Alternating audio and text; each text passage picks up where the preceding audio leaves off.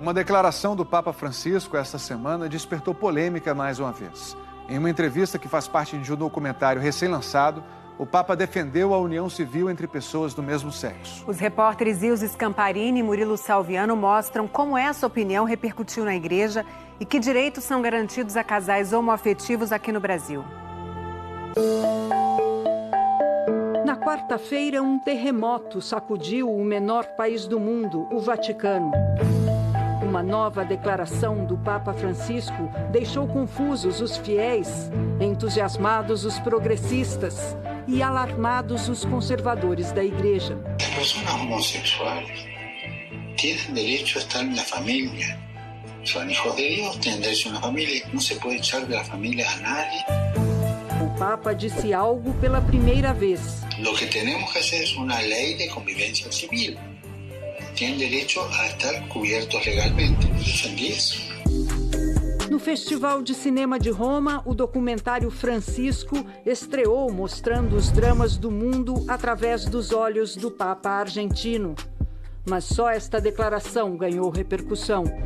Pressionado por repórteres, o diretor russo Evgeny Afinevsky contou que Francisco tinha dado depoimento a ele através de um tradutor.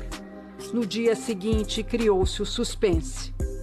O trecho do documentário teria sido tirado de uma entrevista que Francisco deu à decana dos vaticanistas no ano passado, a mexicana Valentina Alasraqui, da Televisa. Só que esta parte em que o Papa defende a união civil para pessoas do mesmo sexo nunca foi ao ar. Este vídeo mostra a comparação das duas edições da entrevista. O que temos que fazer é uma lei de convivência civil. Tem direito a estar coberto. No lado esquerdo da tela está a que foi ao ar em 2019 na TV mexicana e foi cortada antes de Francisco falar em união civil. Do lado direito, a versão usada no documentário. Tem direito a estar coberto. Mais tarde, o assessor do Papa, Antônio Spadaro, confirmou que se tratava da entrevista concedida à TV mexicana.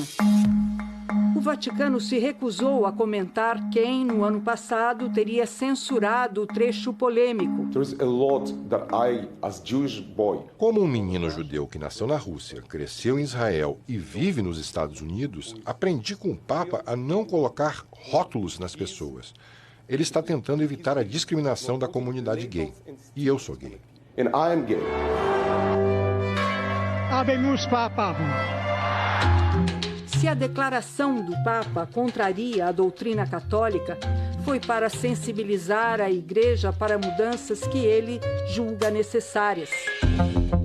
Afinal, o reformista Jorge Bergoglio foi escolhido Papa justamente para levar a Igreja mais perto das pessoas.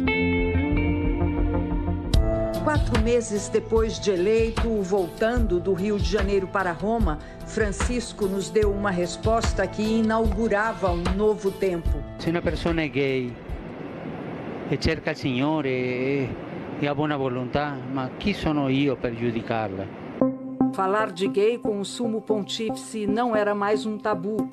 Nos anos seguintes, Francisco várias vezes teve que recuar.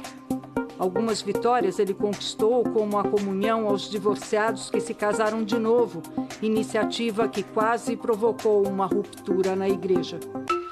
Quando era arcebispo de Buenos Aires, Jorge Bergoglio chegou a apoiar a união civil para casais homoafetivos.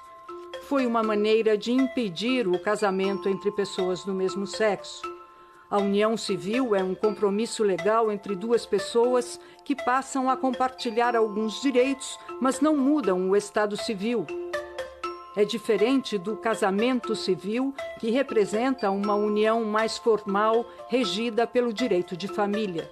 Casamento religioso entre pessoas do mesmo sexo não é permitido pela Igreja Católica Apostólica Romana. A declaração de apoio à união estável entre pessoas do mesmo sexo, mais pastoral do que doutrinária, é considerada um grande avanço para um Papa, só que pode provocar divisões irreparáveis. Mas, para a Igreja de Francisco, as pessoas são mais importantes do que os regulamentos. O vaticanista Marco Politi diz que Francisco virou do avesso a linha do seu antecessor, Bento XVI, que definiu a prática homossexual como uma grave desordem. Não há dúvida de que a guerra civil que existe dentro da Igreja entre conservadores, fundamentalistas e reformistas vai continuar e que será ainda mais dura. O Papa Francisco avança com tenacidade e em zigue-zague. Um passo para frente, às vezes um passo para trás. E em meio a esse tango de passos para frente e para trás, a Confederação Nacional dos Bispos do Brasil, a CNBB, decidiu adotar uma posição cautelosa e não se manifestou oficialmente.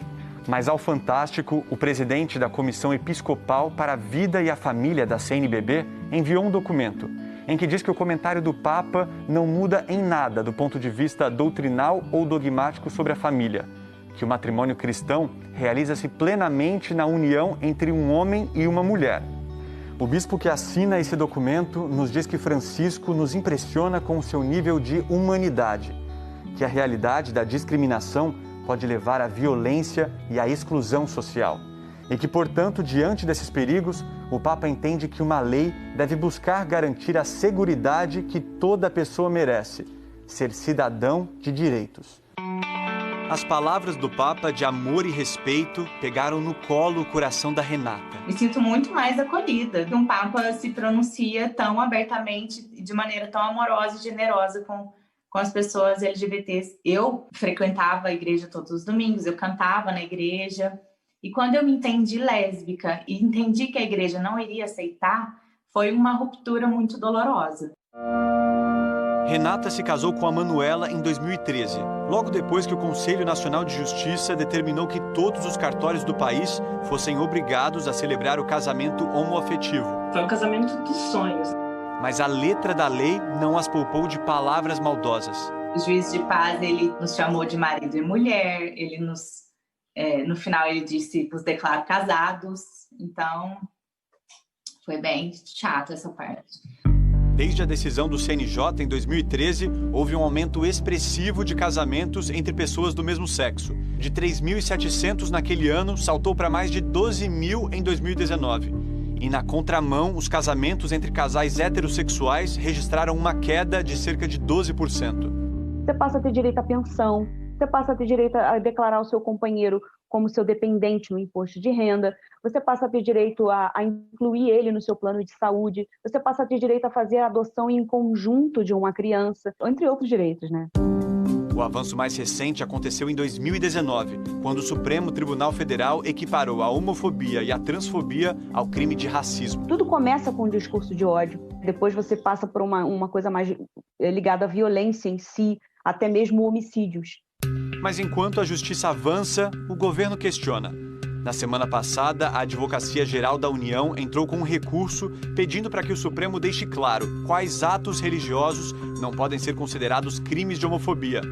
A medida gerou fortes críticas da sociedade civil. Eu enxergo como algo muito triste, lamentável e deplorável. A AGU, na verdade, ela quer uma autorização vaga, genérica, para que a pessoa possa simplesmente alegar que, por sua crença religiosa, ela não quer atender no comércio ou estar no mesmo espaço público que uma pessoa LGBTI. O advogado Paulo Iotti, que foi autor da ação que criminalizou a homofobia, agora entrou com uma petição no Supremo. Em outra frente, a cantora Daniela Mercury, que integra o Observatório de Direitos Humanos do Conselho Nacional de Justiça, enviou uma carta ao presidente do STF, o ministro Luiz Fux. Porque o pedido da AGU pede permissão para discriminar, pede permissão para oprimir, pede permissão para segregar. Numa democracia, isso não é possível. Em nota, a AGU disse que a homofobia e a transfobia incluem-se em condutas típicas vedadas, ou seja, são crimes, que a manifestação em nenhum momento contesta essa compreensão legal e que a criminalização das duas está em vigor e assim permanecerá. O pedido da AGU foi feito um dia depois da aposentadoria do ministro Celso de Mello, que era o relator do caso.